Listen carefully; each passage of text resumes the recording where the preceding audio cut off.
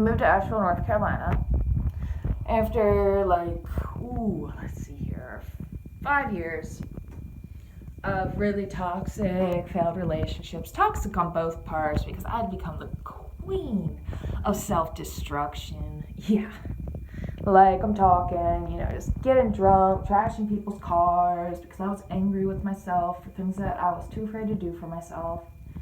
And I finally conquered a bit of that fear when I got on that Greyhound and I rented that motel room for a week. And I told myself, you are going to sink or you are going to swim. You have 1 week to find a job, place to live, and get yourself into treatment.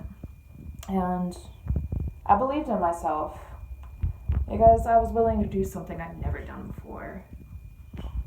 Well, the man who inspired me to move to Asheville. Now, mind you, I did, during this really crazy decision, I did implement some sense in making it. Because, yes, I wanted to move here for Justin. I was in love with him. So in love with him. There was something in his eyes that just drew me, ignited me. It was so pure. But I did reason with myself that I could not move just for a man because I didn't want to do things anymore just for a man. So I did explore other qualities of Asheville. And I really fell in love with the city. Before I saw it, and as I was seeing it, I got on a bus for the first time in my life, not even knowing how to work the bus.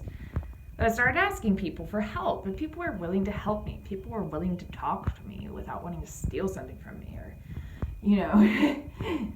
cause some shit like the town I was from. And I really had hope of making a life there. Well, I did. In 1 week. In 1 week, I got a job. I survived rainstorms. I found joy and my strength. Justin was still in rehab at this time. Our discharge dates were 2 weeks apart. And I did wrestle with the extreme fear that I would never see him again. Well, I got a message one night that he was back home. And he wanted to meet the next day. I was so ecstatic. Let me tell you, as I waited for his message, I knew he was getting out that day. I panicked. I bought a whole cake and a whole pack of ice cream cookie sandwiches, and I devoured them. Just because I could not withstand the anxiety, feeling that I needed him, that I needed something outside of myself to fill myself. But we agreed that we would meet the next day, and I put on my favorite dress, my little black hat that I had bought, went to therapy. So hyper-focused on meeting him. Well, he said that he would meet me on a certain street at a certain time. And I waited. And I waited. And I waited. And finally got a call from him when I was about to leave, because it had been an hour past the time he said he would be there, that he and his mom's car had broken down. So he was going to be late. Well, okay. So I figured I waited out a bit longer. Another hour passes by and he finally says he is on the street, which I am on, to meet him at Long John Silver. So I walked across this busy street and this car pulls up, this older Subaru, and he steps out in all black clothes, looking gorgeous. And, we met each other and we made out with each other. We went to the woods and we walked in the woods and made out more in the woods. And I kind of was looking more for that deep conversation, those points of introspection we have reached together when we were in treatment, but he just wanted to make out with me mostly, although we did bring up some good points, and he wanted to go somewhere else. I really can't recall where it was, but I told him I had to go to a meeting, and he brought up that he was planning on drinking eventually because he wasn't an alcoholic, he was a meth addict. Yes, I knew this ahead of time. He was a meth addict, but he was clean when I met him. Supposedly. Well, I was really put off by him wanting to drink again eventually, and I pretty much coerced him into going to that meeting with me, where I saw him lie straight up just to appease everyone else at that meeting. A lot of these people that were bearing their souls, their fears, their sadness, and that was very nerve-wracking. He drove me back to the sober living house where I was staying, and I got there really late. I almost got kicked out because we got lost. And something told me that very day that if I was going to stick with him, I was going to lose everything. And I'd had that notion so many times before with other men, which resulted in me losing everything because I ignored it, because I put all of my worth into them. I was Justin Ford's girlfriend.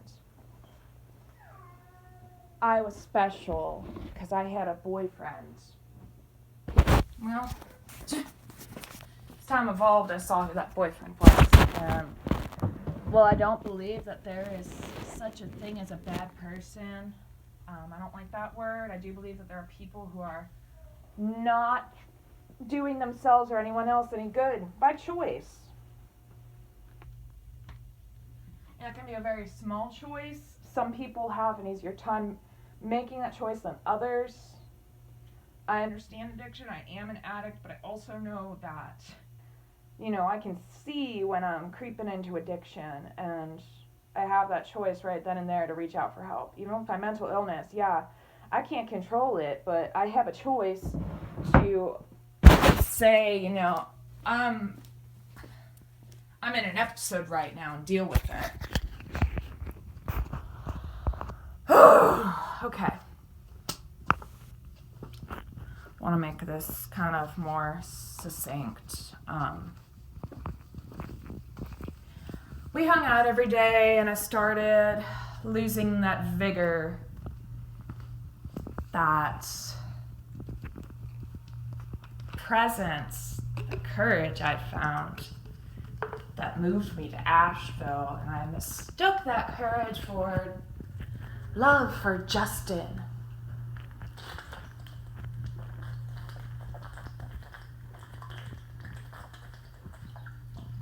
I started skipping treatment to hang out with him. I started freaking out at my job if I didn't hear back from him immediately on the phone. Old behavior patterns that had kept me from myself for many years, which kept me from the life that I wanted. And I started binging more and more because I knew I was not doing the right thing for myself by staying with him, by spending time with him. It was like a sequel to being with my ex-fiance, who ended up eating so much LSD that he became permanently schizophrenic, which was so tragic to watch somebody that I loved lose their mind.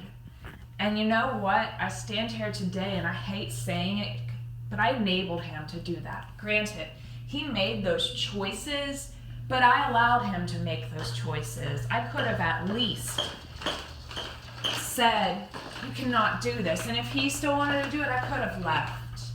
But I stuck by him, until it was so toxic. I had no choice to leave. And by that time, I was so broken. Fuck, I whored myself out. I drank. I took Molly. I took acid, coke, anything I could get my hands on to get away from the truth.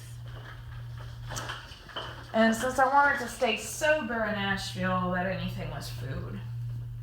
I eventually got kicked out of my treatment center for missing so many days, and then kicked out of my house, the sober living house where I was staying. That gave me a scholarship, a $500 scholarship to stay there. I stayed in this shitty little motel. Like, I'm talking cum stains on the sheets, dust, spider webs, just gross, for 5 days. Because I impulsively violated terms of the contract for staying at the house, and I just didn't care by that point. This side of myself, which I liked to call a rebel at the time, which tended to draw men in, unhealthy men, it really came out because I knew it was the only way to keep Justin, and I thought I needed him. So I eventually found this room in this house, and just pretty much made my days about hanging out with Justin, who also stopped going to treatment because he thought he didn't need it. So my life was Justin and work. And my morning yoga practices, which stopped happening because I got really depressed. See, Justin didn't come to my house one night after he had left his sober living house because he thought he didn't need it.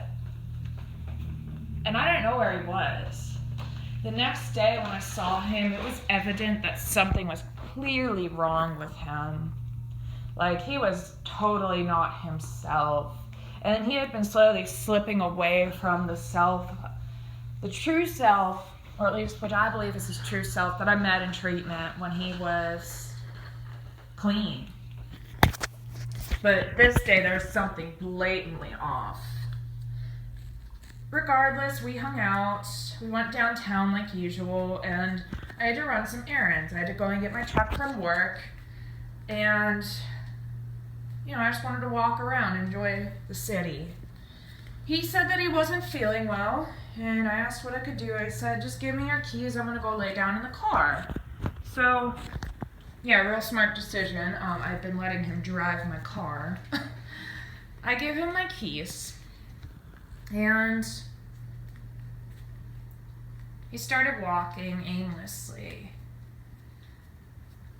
But I carried on. I went to my work, I got my check, and then I decided to go into this little hippie store to buy some cards to decorate my room with. And I bought a card that was a symbol of love and another one that was a symbol of gratitude. Well, as I was checking out in that store, I got a phone call, and it was from Planet Fitness in Ohio, in my hometown. So I was very perplexed as to why they were calling me. Well, I had a card for Planet Fitness on my keys, you see. And someone in Asheville, North Carolina had found my keys on the street. Luckily, they were a very kind person and very thoughtful person, so looked at my Planet Fitness card, which was my only form of identification, called Planet Fitness, who notified me. So I was like, oh shit, Justin is gone. I called his mom immediately because I also knew that he had wandered off before, and part of me was drawn to this, oh my gosh, he is like this Jim Morrison type of person that just goes nuts sometimes and wanders off and doesn't care, just hits the road. Well, it was happening again, and it felt like shit to actually be around. Fantasy can be so appealing until it comes true. And we see what it really is. We live what it really is. We feel what it really is.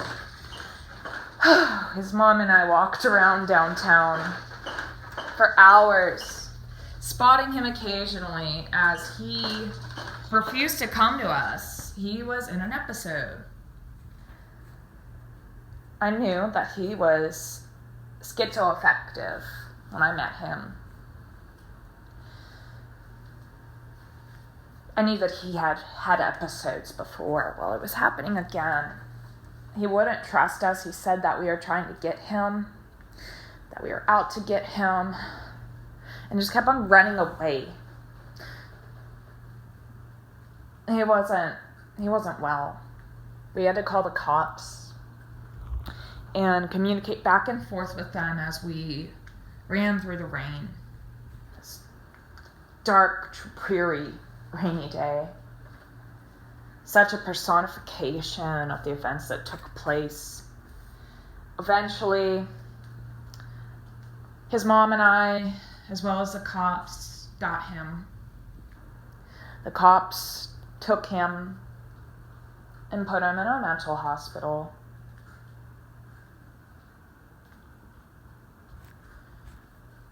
Which shipped him all the way down from Asheville to Raleigh. So my focus, my reason for going on, quote unquote, was gone. And I became very, very, very depressed.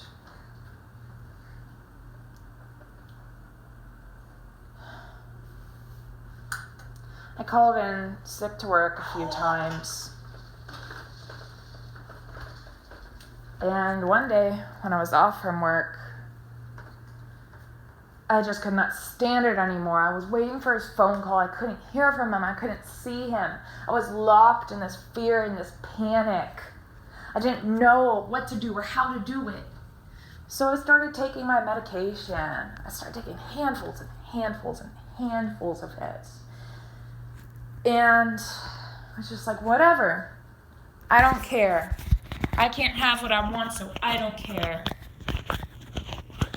And within about a half an hour, I felt paralyzed. I could barely move. And of course, I started really freaking out at that point, because I didn't know what was going to happen then. I tried to text people for help, but my hands could not even work. They could barely work. And by some miracle, I managed to call my sponsor at the time after like 5 attempts of trying to press the buttons on my phone. Well, she came and got me. I fell down the stairs. She tried to carry me into her car beforehand, forcing me to throw up to get the pills out of my system.